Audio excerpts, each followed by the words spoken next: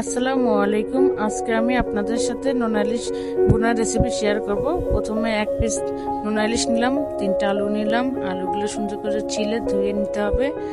তারপরে এগুলো ডুমো ডুমো করে কেটে নিতে হবে। তারপরে এগুলো সুন্দর করে ধুয়ে নিতে হবে।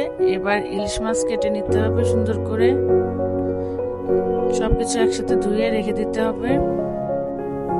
এবার কড়াইয়ে সরিষার তেল দিতে হবে, পর্যাপ্ত পেঁয়াজ দিতে হবে। পেঁয়াজটা একটু ভাজা ভাজা হয়ে গেলে কাঁচামরিচ দিয়ে দিতে হবে। তারপরে এই তেলের মধ্যে আমরা আলুগুলো দিয়ে দেব এবং আলুগুলো ভাজা ভাজা হবে তেল দিয়ে। একটু নেড়ে চেড়ে পেঁয়াজ বাটা দিব, সামান্য লবণ দিব, হলুদের গুঁড়ো দিব, ধনিয়া গুঁড়া দিব, মরিচের গুঁড়া দিব। একটু ভালোভাবে নেড়ে হালকা পানি দিয়ে একটু কষিয়ে মাছগুলো দিয়ে দেব।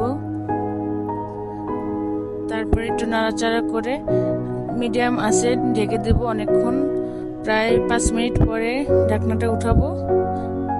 তারপরে রেডি হয়ে গেল আমাদের নোনা ইলিশ ভুনা। আপনারাও এই রেসিপিটি একবার ট্রাই করে দেখতে পারেন এবং খেতে কেমন হলো কমেন্ট করে জানাবেন।